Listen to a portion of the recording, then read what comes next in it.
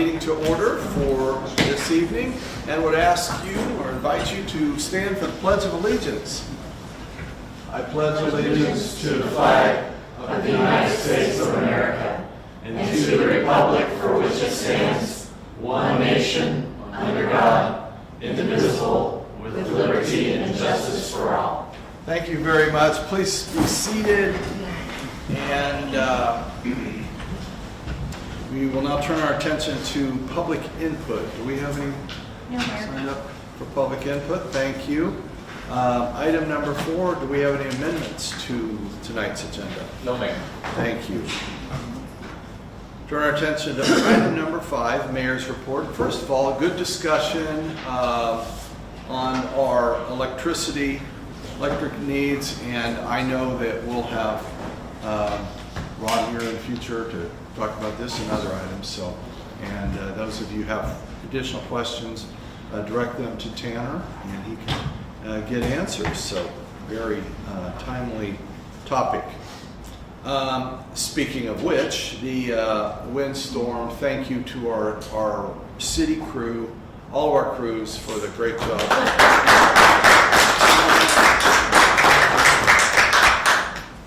As always, it's just that's a difficult thing. They stayed up in the middle of the night, stayed up overnight, continued working, and the crew, among everything else, today they started gathering limbs off curbs, and which I know people really truly appreciate. So a great job with that. I also just wanted to talk about the city. I as well as you, I'm sure, ran into a lot of neighbors, helping elderly, helping people who don't have the resources, and a truck and a chainsaw, and I saw a lot of that, and that's really nice because you saw the city get cleaned up really quick, and there's still a little ways to go, but it's coming along so well, and we appreciate everybody's efforts, and that's going to be particularly good this Saturday, Midsummer's Day, at downtown and Riverside Park, and we just hope that you will all call your friends and have them come to town and shop downtown and have a good time at Riverside Park. And I know that that's getting all. Noah, have you got that all cleaned up? I know that you do. So he's been working hard to get that prepared. So we appreciate that. With that, we'll turn our attention to item number 6, which is the consent agenda. And there are 4 items on the consent agenda this evening. These items are routine. They're enacted by one motion. There will be no separate discussion unless a council member so requests. Item A is the approval of the minutes from the regular meeting June 1, 2026. Item B, payroll ordinance number 5594. Item C is the purchase order ordinance number 5595, and item D, which is the retiree health insurance policy. And council, you will recall that this was discussed at the last meeting. This had the reason it is on the consent agenda because the only thing that was changed is some language that I think Roxy put together, that rather than talking about grandfathering in, it uses language that retirees and dependents may continue coverage under the terms and conditions in effect at the time. So just clarifying language. With that, council, is there a motion to approve the consent agenda? Second. We have a motion, a second. Are the questions on the motion? Lisa. And seeing no questions, we'll ask our city clerk to please call roll. Council members Erica Lysell. Yes. Johnson. Yes. Larry Lysell. Yes. Palmer. Yes. Smith. Yes. Anderly. Yes. Motion passes. Thank you, council, and thank you, Roxy. Item number 7, which is the appointments. And this evening we have 3 appointments for board and committee appointments.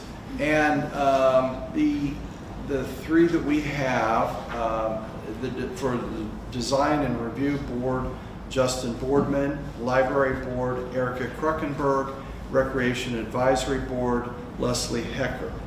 And we thank all three of these for being willing. And council, in case you've forgotten, what happens is that Roxy will generally invite people to express interest. They have to go online, fill out an expression of interest. Those come to me. I look them over and then contact them and then appoint them with your consent. So those are the three that we have to appoint this evening. We will have some others that we're trying to fit in here in the very near future. So with that, is there a motion to approve or to consent to the appointments? So moved. Second. We have a motion and a second. Questions? Seeing no questions, all in favor signify by saying aye. Aye. Opposed, no. Ayes have it. And again, we thank you to these three individuals for their willingness to work for a better Lindsborg. Now turn our attention to item 8, committee and staff reports, and I will recognize David Hay for county valuation report. Hi, David. Hello.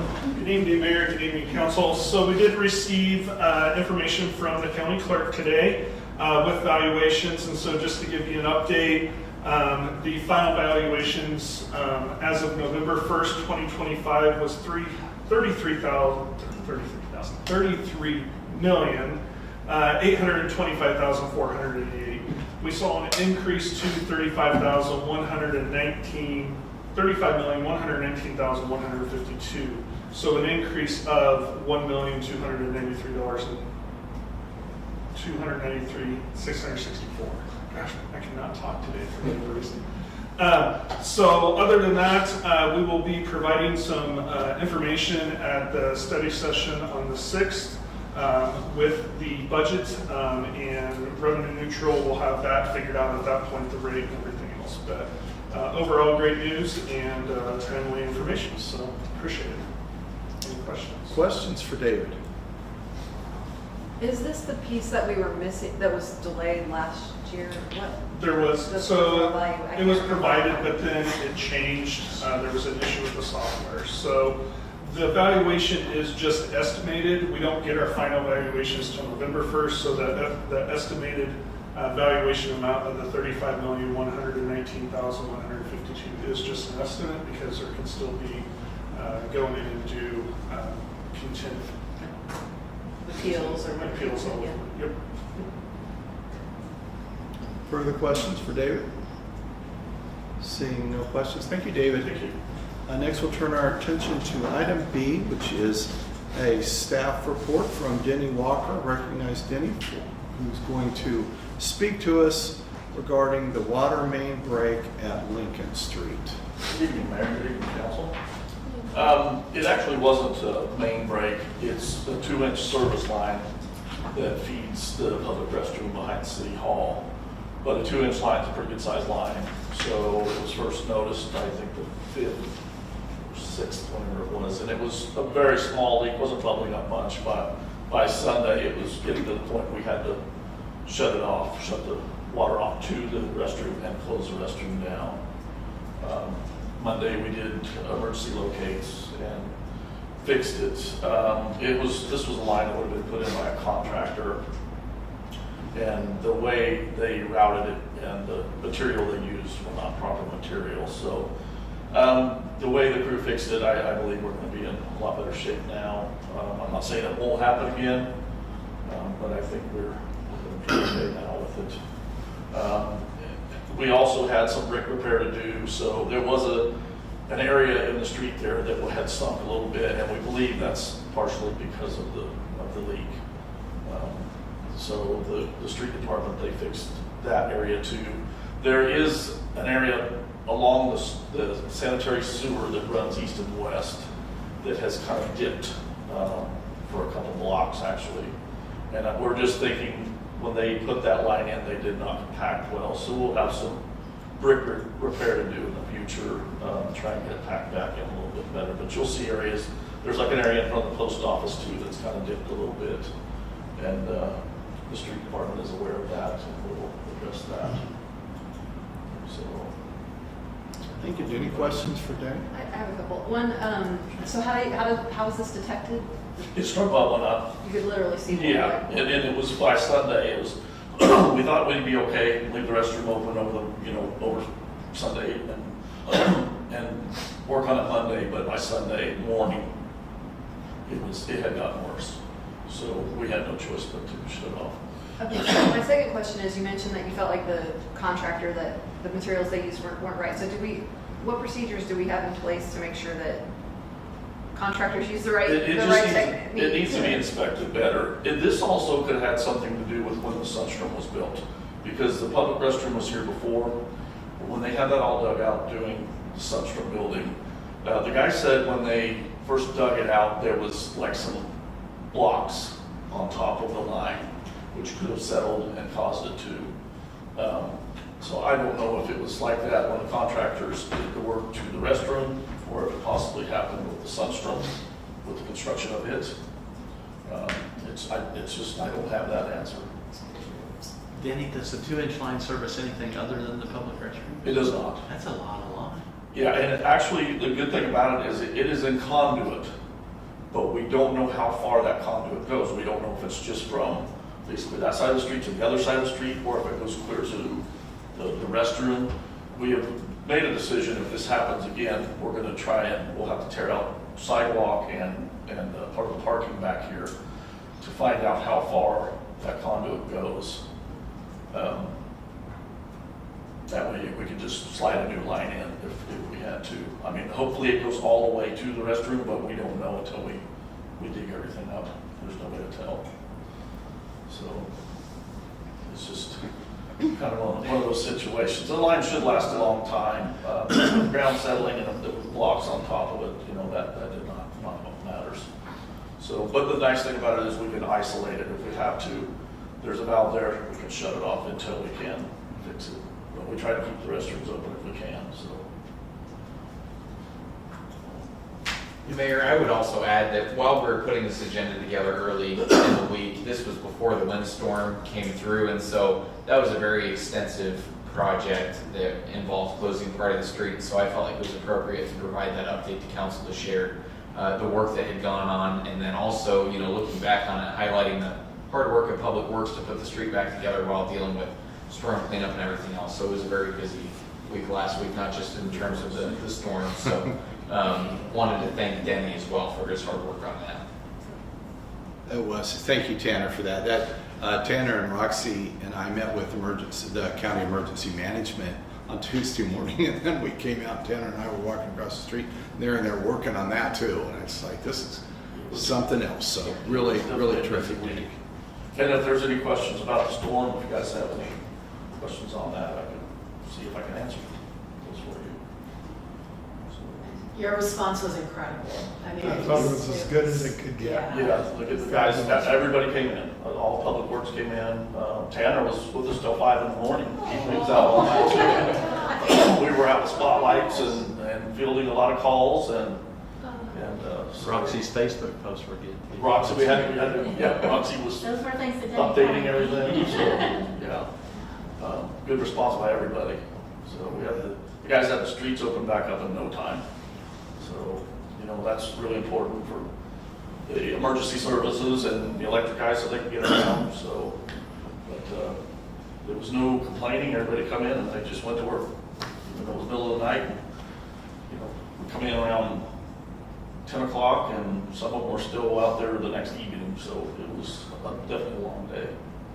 So Yeah, really.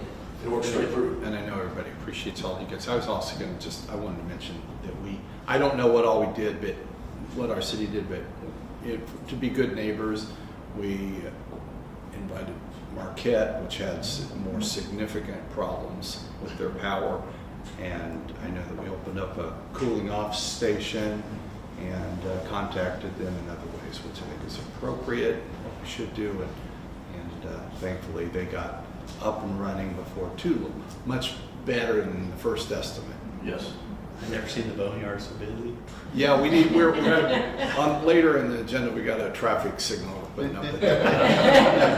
It's gonna be a while before those big logs are dry enough to burn. The boneyard has burned very well. There's It was not much down there. You'd It's be amazed. unbelievable. Yeah. So we had staff out there all weekend long, pushing it up and keeping it burning, and so very busy. So now they're hauling, and that's probably going to take a little bit of time to haul all these limbs, but we'll eventually get it all done. Any further questions for Denny?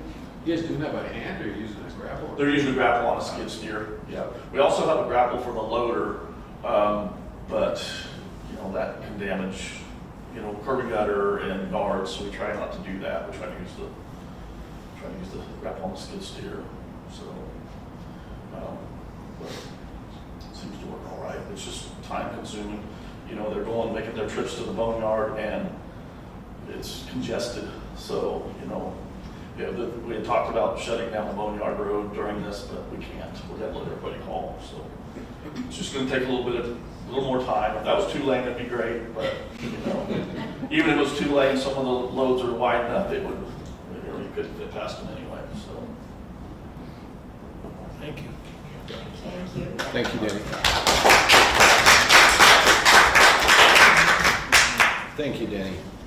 Okay, council, we'll now turn our attention to item number 9, which is new business. We have 3 items this evening, and we will begin with the Old Mill project update, budget request from our friend Haley Sanford. And Haley, glad to see you this evening, and been looking forward to this. Well, great, me too. For those of you who haven't got to meet yet, my name is Haley Sanford. I've lived in Smoky Valley all of my life except for 1 year. I'm the 6th generation of my family to get to say that, so I'm really excited to work at a place where I get to work on all of our history and a lot of my own as well. I'm going to go ahead and start while it's getting pulled up here. The main job of the museum is to uphold the public trust. And what that means is we're the place to share and store those memories and stories of what Lindsborg is, was, and what people want it to be for generations past, present, and future. Just for my own reference, how many of you have been to the museum? Okay, we'll get you there. I was supposed to go the weekend of the festival, and then we had a birthday party and everything else, and I didn't make it. I'll just start texting you Guilty. every Monday. She's on summer break, so she can go. Perfect. Well, here's the map of the property for you then, and some photos. I won't spend too much time on the structures of the mill, because some of you will know it. You'll know soon. When people think of the mill, a lot of times people think of the pavilion or the roller mill, and those are our 2 properties on the historic register, but there's a lot of other history that we hold there. So the train depot is actually older than the mill, and it has a pretty fascinating history with it there, and without the train depot in Lindsborg, things like the Messiah and agriculture wouldn't have been able to bloom here. Moving on to the pavilion and the academy, which is again one of our older buildings. I put the 1882 date because those of you who know about Bethany know that Bethany was not around in 1879. So this building was repurposed. It was the first educational building in the county and then became the first property building for Bethany in the county. It also has a fascinating 1928 painting from Malm in there. And I'll talk a little bit more about our hopes and dreams for that building so that you don't get to see that maybe. This is our staff and board. We run a pretty lean ship. I think you'll recognize a lot of the names up there, including one of your own there with Councilwoman Bruce. So here's kind of what we're working on. We've been with the mill a little over 2 months, and we've recently adopted a new strategic plan. And that plan is essentially pre-accreditation through the American Association for State and Local History. So we're working on getting those procedures, policies, best practices in a row in those categories that you can see there to make sure we have the foundation that we need to build on as a fairly new nonprofit organization, that we can do greater things in the future once we have those in order. So some of the things we're working on, as I've been starting and talking with folks about the mill, what I've been hearing is they're really proud of the work that the team has done to make sure that the structures are preserved themselves, and in the case of the pavilion, didn't fall over. But now the question I'm getting is, what are we going to see that's new inside? So this is my answer to that. The board has recently approved a multi-year exhibit plan, which includes rotations, so we don't get in the habit of having one exhibit and then it staying there for a long time. So we've recently finished out the Swedish immigration exhibit, which includes adding some items to the cases, give it a little more life and stories to it. We also have been seeking funding for the 1960s pioneer rooms, and as the name indicates, that was the last time those rooms were changed. So that is going to become what is our rotating exhibit space, and hopefully every 6 months we can have a new theme in there, and we can rotate out and have that new attraction to draw people in on a more regular basis. So you'll have to start coming every 6 months. Okay. We also have been looking at what can we do to increase accessibility. So as we're designing new exhibits, we've started adding Spanish translations, and we're working on audio interpretations so that those who have visual impairments can participate more in museum activities. Another piece of this is bringing the Academy building back online as a classroom space, as it would have once been, where we can invite groups in to rent that space for classes, courses, clubs, but also host some of our own that can teach some of the skills that you see at things like Fest. Other things we've been working on is NAGPRA, which is the Native Americans Graves Protection and Repatriation Act. So we've been bringing in tribal leaders that would have had a presence in this area and having them look at the Native American artifacts that we have and making sure that what needs to be repatriated is, and getting guidance from them on how to properly store those items and who they might belong to. So it's been a really interesting learning experience for all of us. We've also been developing a formal volunteer program to help us staff since we are such a big crew. So some recent things that we've worked on to report back to you. We've been continuing our photo project. If you haven't looked at these photos, I would highly encourage you to do so. I was looking at them last week while preparing for this presentation, and I saw a photo of an unidentified man, and that man turned out to be my grandma's grandfather standing in the mill in full milling attire. And that was something I didn't expect to find and just felt really amazing. So some of you might have that same experience, or the same thing with structures that are close to your heart. I hope you've all tried our pancake mix too. This is recently launched. It's been a good revenue source for us and a good way for us to participate in town activities more closely, like waffle dogging. And we had thought this was lost, and it was on its way to be burned in someone's burn barrel, and they noticed the logo on it and they brought it to us and we were able to recreate it. So that's been really exciting, and the demand for that has been a lot higher than we were anticipating. We're continuing to grow on social media. If you don't follow us, please do. We also just had our highest grossing MillFest ever. Even with MillFest for Kids declining somewhat, we're seeing an increase in mill tours and also in sponsorship. And the team has been really good at figuring ways to increase the revenue since becoming a nonprofit. We also successfully completed a few rounds of tax credits, which were used to help stabilize the pavilion, and began the funding for the roof. We have about half of what we need for the roof, so we're continuing to look at funding sources to make sure we can finish that out with historically appropriate roof times. So here's some other things you might be interested in, what the budget looks like for this year. I know that can be kind of hard to read. Some of the colors are similar, so I've put our largest income sources there, which are grants, admissions and sales, donations, sponsorships and memberships, and uncategorized. And what that uncategorized is things like interest on endowment accounts and whatnot. The archives you'll also see in orange. We get $25,000 from the county to store the county archives. So that is where a lot of the documentation on our whole county lives back 100 years plus. It's a really cool place to be.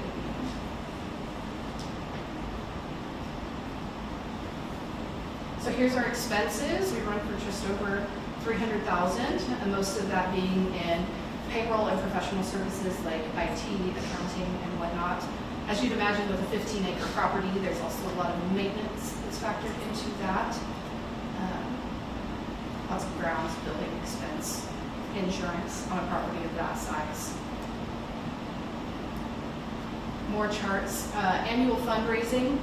2021 is when we became a nonprofit and separate from the county, so that's where you see the jump start to happen.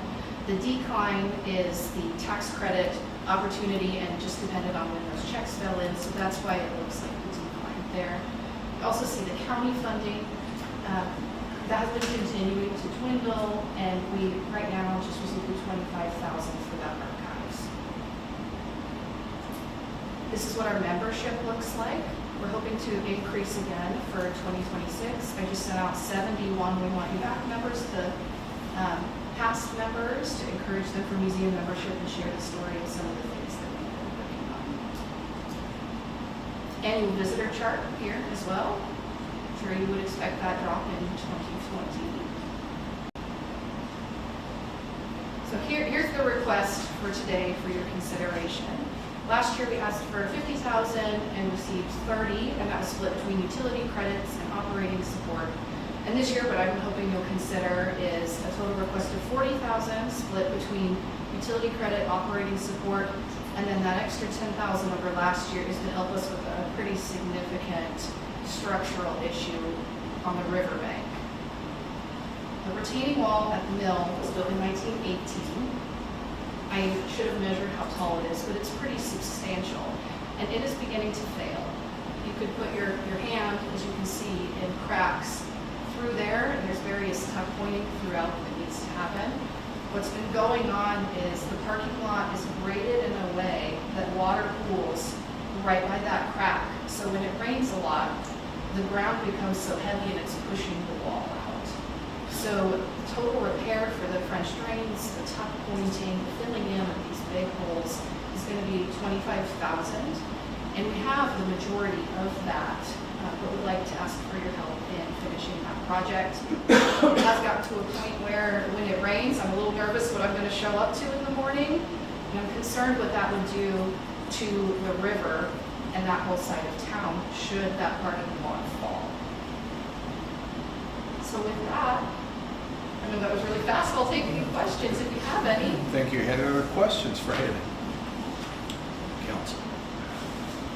I think that was a great presentation, fast but really informative, so. Thank you. Great job. I think that was helpful. I was expecting Lair to grill me a little more, but see, I don't have any questions. She's one of the last people that still calls me Lair there, since she was about that big. I love it, don't stop. Okay, good. All right, well, thank you for your time and consideration. Thank you. Thank you. Thank you, Haley. Thank you. Council will turn our attention to item B, fire truck financing, and I will recognize David Hay, our finance director, and Terry Reed, our public safety director. Good evening, Mayor. Good evening, Council. So back in June 19th of 2024, wow, seems like yesterday, right? The council approved the purchase of a new fire apparatus to replace one that is now at 33 years old. So as part of the agreement, the city had the option to pay for the chassis upon the completion, resulting in about $11,000 savings. So we have been notified that the chassis is ready, and to take advantage of the savings, we must make a payment of $275,986 that is due on June 19th. At the time of approval, we put $100,000 from the equipment reserve fund into, we did an encumbrance of that. And then originally the due date of when it was going to be delivered was August of 25, which was included in the 26 budget. There were payments.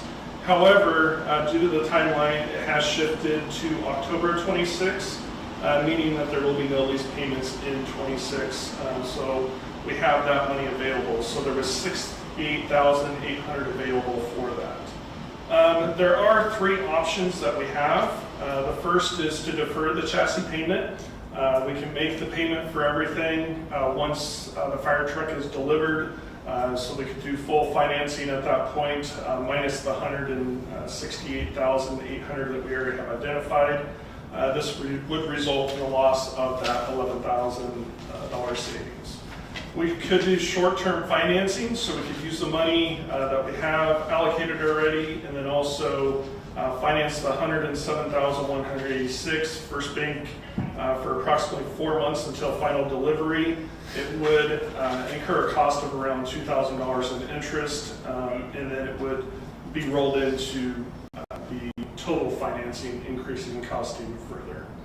The final option that we have tonight that we're presenting is to allocate the $107,186 from unallocated sales tax revenue to cover the remaining balance. Currently, we have it budgeted to transfer $50,000 annually from to the equipment reserve from the general fund. Historically, for the last 3 years, though, we've done $100,000 either into capital improvement or equipment reserve. So if this option is selected, we would recommend that we forgo the end of year transfer, and these revenues are already directly deposited into the general fund, so no transfer would be necessary. So what we're recommending today is a motion to approve paying for the invoice from Rosenbauer Firefighting Technology in the amount of $275,986 using option 3. And I've got Chief here if you have any questions that either one of us can answer. Thank you, David. Thank you, Chief, for being here as well. Council, questions for either one of them? 275 is the entire outstanding cost, or that's just? That is just for the chassis. The total estimate for the purchase of the fire truck, I don't remember what that total was, 600. Well, it was right at 600,000. Do we have that? Recall, like, do we have that budgeted for the upcoming years? No, so that will be financed through First Bank.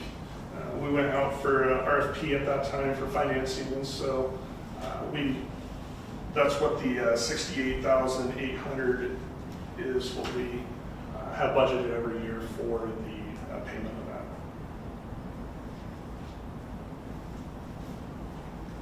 Thank you. Further questions? Sorry. You said you've been putting into the equipment reserve over the last several years $50,000 to $100,000. Is that surplus that we have available to us at this moment? So only 100,000 has actually gone into equipment reserve. The rest of it has gone into capital improvement reserve, which is a different for capital items. So it's like two different columns. One is equipment reserve, or we could forego putting it in the equipment reserve for this year. Like, Correct. there's 200 somewhere there. Yeah, we usually, so this comes out of unbudgeted sales tax is where the transfer comes from, and we usually have 240,000 on the low end to be able to take care of unexpected expenses that may have come up throughout the year, or to do our transfer to the equipment reserve. And forgive me, is this unexpected expenses? What's that? Is this an unexpected expense? This is not, no. We absolutely knew that this was going to happen. It's been a process too. We've been part of this for a while. Yeah. We've been waiting on the truck because of tariffs and all that stuff. The truck has taken longer to be the chassis purchased than like we were supposed to have the truck in 2025 delivered. And so, yeah, it's a long process. So is our plan always to finance that then, or? Yeah, our original plan was we were going to finance the rest of it, but being that it was delivered late and we had that extra 68,000 this year, we felt like it was a good opportunity for us to use those unbudgeted sales tax dollars. So this is an advantageous alternative. I would agree. Yeah. Okay. What's the number again, David? For what? The chassis, 200. 276. How close you need to get? No, I just, 276. 170. close to 275,986. Fire trucks are expensive. It's only $19. No, it's right. I would make that motion. I second it. We're jumping ahead of the marathon. Yeah, that's I'm fine. sorry. No, that's okay. That's okay. Any further questions? These guys? Okay, thank you, Chief, and thank you, David, for spearheading this. The recommendation is for a motion to approve paying the invoice from Rosenbauer Firefighting Technology in the amount of $275,986 using option 3. And we do have a motion and a second. Are there questions on the motion? So you were proposing option 3? Yes. Yes. whatever David wanted. I agree. Something dangerous about that. Wait a minute. Okay, thank you, council. We'll ask our city clerk to please call roll. Councilmember Smith, Yes. Palmer, Yes. Larry Lysell, Yes. Johnson, Yes. Erica Lysell. Yes. Anne Marie. Yes. Thank you, council. Motion does pass, and thank you, Roxy. Turn our attention to item C, which is the AMR contract. And once again, I will recognize our Chief of Police and our Public Safety Director, Terry Reed. Welcome again, Chief. Thank you. Good evening. So back in August of 2021, the city went into an agreement with emergency ambulance service with Medevac, Mid-America, which is also AMR, American Medical Response. And so our contract with them goes through December 31st, 2026 for the 5-year contract. But there is an option with that of us to extend up to 5 times a 1-year extension to that contract. And with that extension comes a 2% annual increase, which is each year on the contract. There was also a 2% increase for what we paid to them. So just come before you to look for a motion to approve the 1-year agreement on extension of our contract with AMR that's already wrote into that contract. Thank you, Chief. Are there questions for our Chief of Police? I have a question. Just curious, do you feel like it's a good fit? Are you happy with how the contract has been? I think that AMR has been a great thing. I was actually a volunteer EMT before we went with AMR. I had some concerns of going with AMR at that time just because I was thinking that we wouldn't have people that live here running on our ambulance service, and they hired a lot of our people that were currently running as volunteers with the city, and I feel that I know they're struggling with keeping fully staffed. I think they're short one person right now, but they also have part-time people that come in and help.